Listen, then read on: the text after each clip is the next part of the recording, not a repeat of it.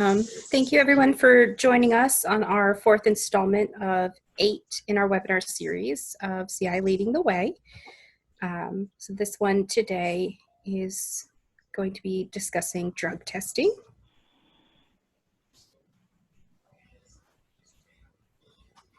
So like I said, our topic is drug testing, and the issues that we'll be covering are pre-employment drug screening panels, the actual pre-employment drug testing, scheduling in our software, CIware, our drug testing frequently asked questions, and then drug testing during the pandemic.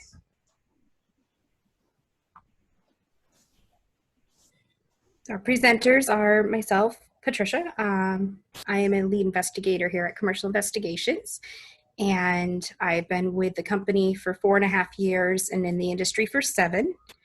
I do a lot of the criminal researching and helping my team with the criminal researching, as well as client troubleshooting and training in our software. I'm going to pass it over to Brittany. Hi, I'm Brittany. I am a lead investigator here at Commercial Investigations. I've been with the company for almost 4 years. I do most of the initiating, so that's anytime you guys put a background investigation in, I'm usually one of the first ones to see it, and I'll verify all of the subject's information before we actually move on with putting any additional searches in your package. And I also handle our email account, so anytime you guys email that, I'm usually the first one to respond. And next we have Yvette. Hi everyone, thanks for joining us. My name is Yvette and I am a lead investigator as well as a trainer. And I've had the privilege of working at Commercial Investigations for going on 6 years now. So I will now pass it on to Rachel. Hi, I'm Rachel. I am an investigator and also a business development associate with CI. I've been here for a little over 3 years, and I handle sales, marketing, and also client service, as well as some investigations too. And we'd also like to just open it up to any of our guests if you guys would like to introduce yourself and just say where, what company you're representing today. No pressure.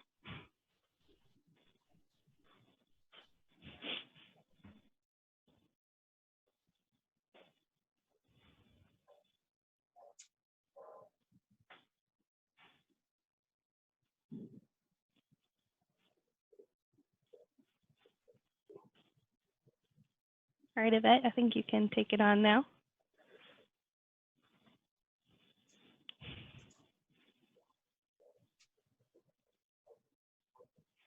All right, so let's get right into it. We are going to talk about pre-employment drug testing. So this is really a great topic. So to start, I'm just going to read this portion to you. So drug testing has become an important part of pre-employment background investigation, partly due to the ease of obtaining prescription and non-prescription drugs in today's world. Some of the benefits of pre-employment drug tests include creating a healthier workplace, boosting the reputation of the organization, reducing employee theft and fraud, and reducing health insurance costs.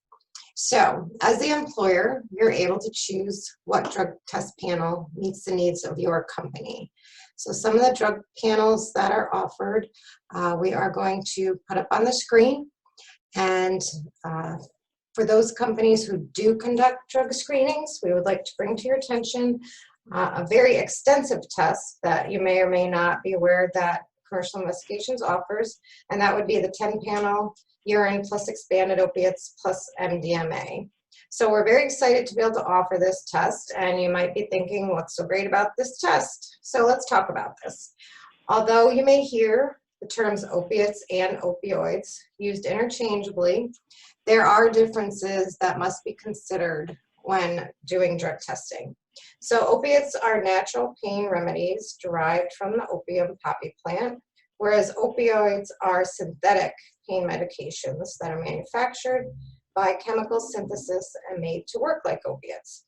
So whereas both the opiates and opioids have similar effects on the brain, they need to be tested for differently when doing drug screenings. So the 10 panel plus expanded opiates plus MDMA tests for drugs such as hydrocodone, oxycodone, morphine, and ecstasy. So regardless of which panel you choose, it's really quite simple to add a test to a file and schedule your applicant. So right now, Rachel is going to show you just how easy that is. Rachel. Right. Thank you, Yvette. So from your You're subject welcome. HTML report, like Yvette said, it's very easy to add and schedule the drug test. So over here under actions, there'll be add to this order, similar to how you add most components to any background check.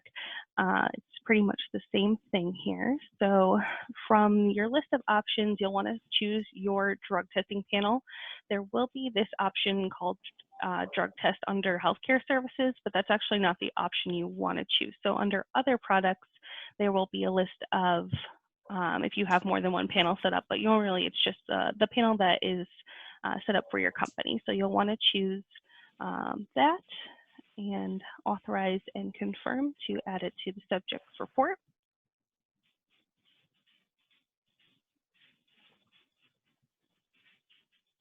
And once you've confirmed and submitted it, you'll get this screen. So you'll have two options here. If you're ready to immediately schedule the drug test, you can click here to schedule drug testing services.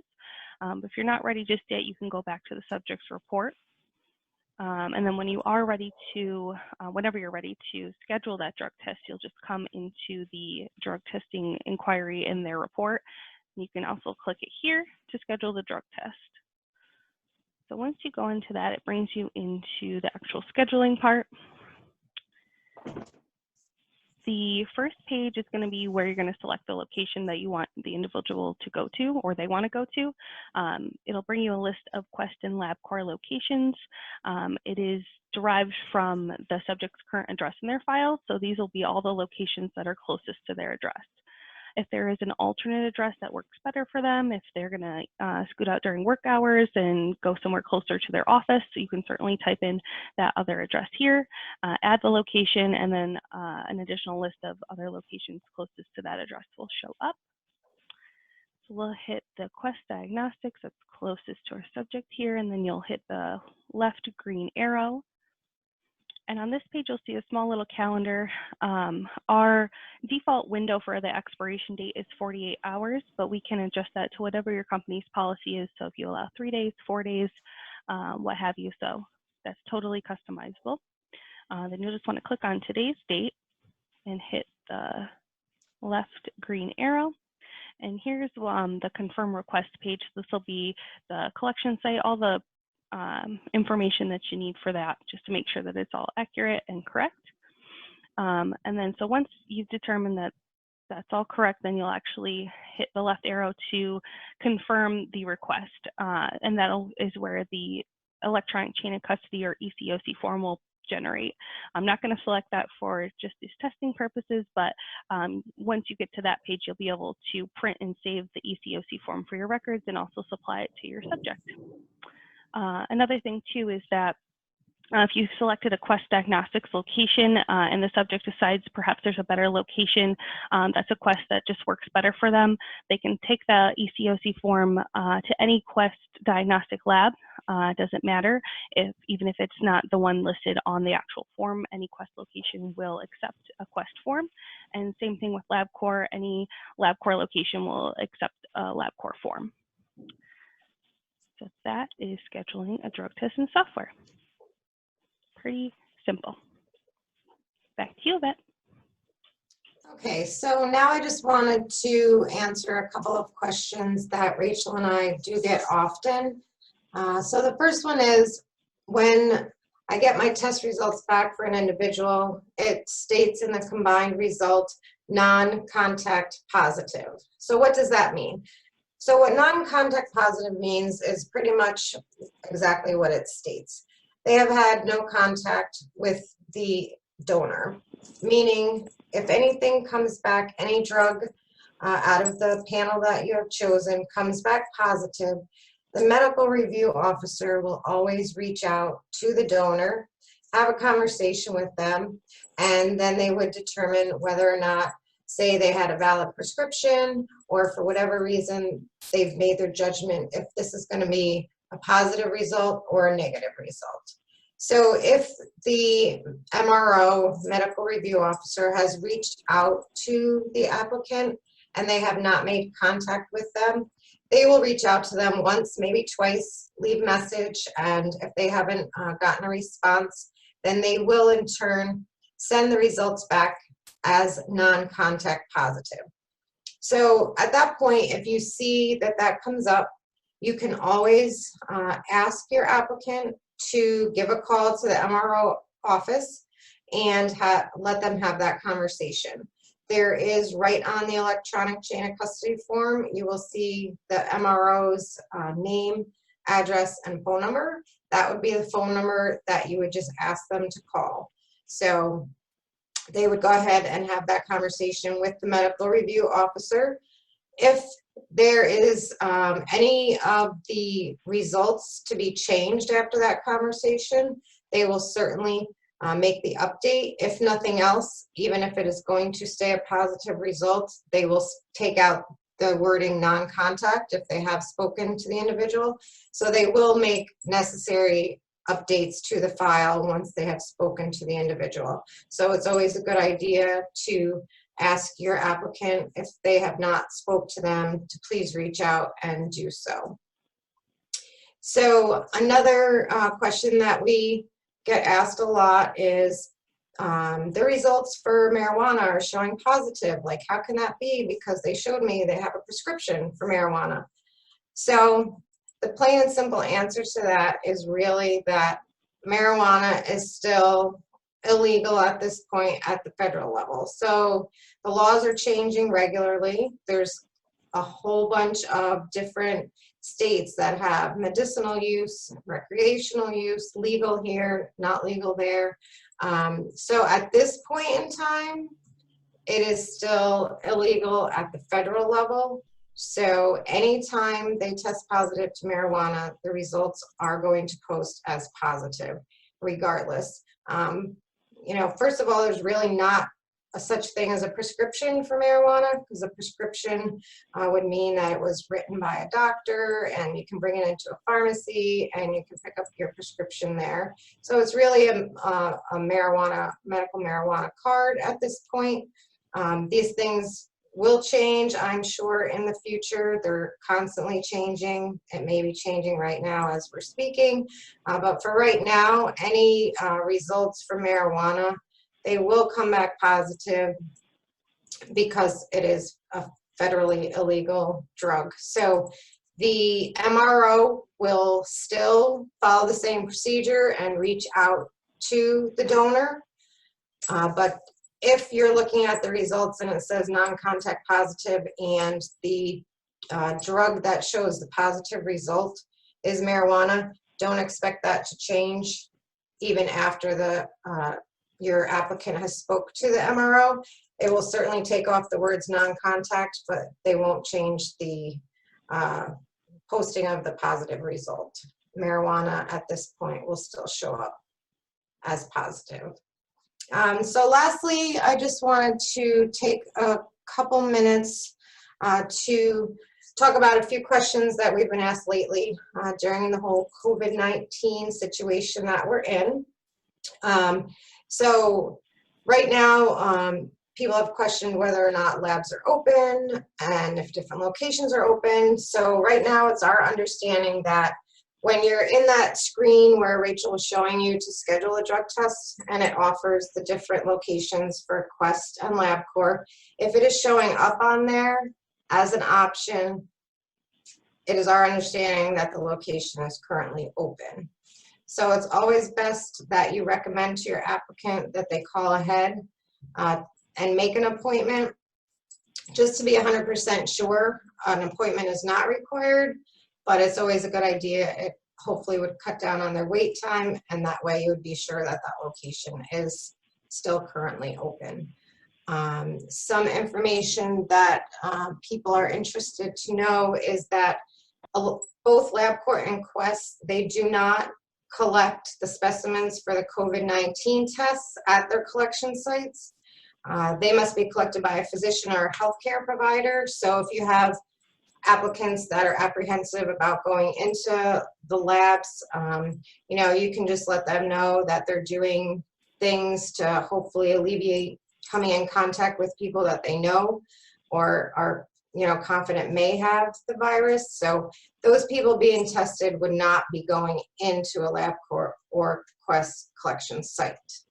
The other thing is LabCorp and Quest are offering patient service centers have set aside hours to help people out that are over 65. They can go in the first hour. They've set that aside, the first hour of operation, for any older individual that may need to go into a LabCorp request. The phlebotomists are also being asked to wear masks for the CDC.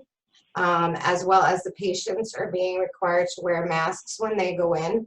So again, if you have someone that, you know, would prefer not to go in, they're a little apprehensive about going into a lab, you can just share some of these things that the labs are both doing at their sites. They're increasing sanitation and disinfection. And one really nice program that LabCorp had started was what is called the Wait Where You're Comfortable program.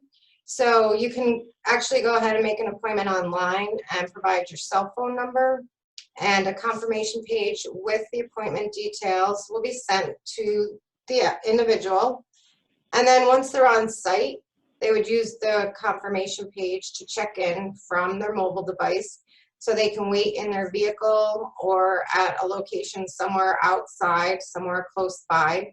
And then when they're ready at the lab to take them in, they will get a text message to meet with the technician at the LabCorp check-in area. So those are just some things that they're doing to try and ease the concerns of people that may have to go in for pre-employment drug testing or for any other reason at the collection sites.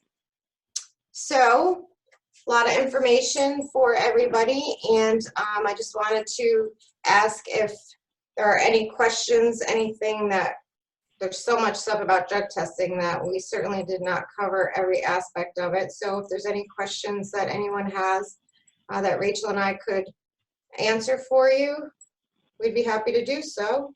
So we're going to open it up for questions.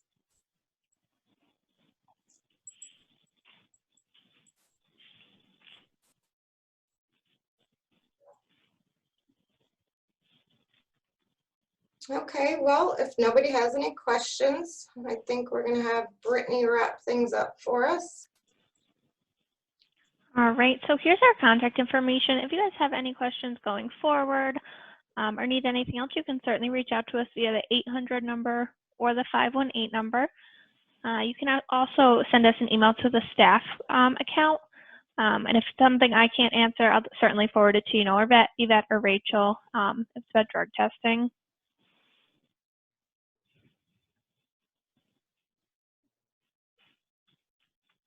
All right, and I just want to thank everybody again for joining us today. Our next CI Leading the Way webinar will be held Wednesday, May 20th at 9 a.m., and we hope to see you all there. The topic will be the report customization that Patricia will be hosting. And if you guys have missed any of our past webinars, or if any of your colleagues have missed any and they want to see them, you can certainly go to the link below, and they are all on our website to watch. And I just want to thank everybody again for joining, and we hope to see you next week. Thanks, everybody. Have a great day. Thanks, Take everyone. care. Thank you. Thank you.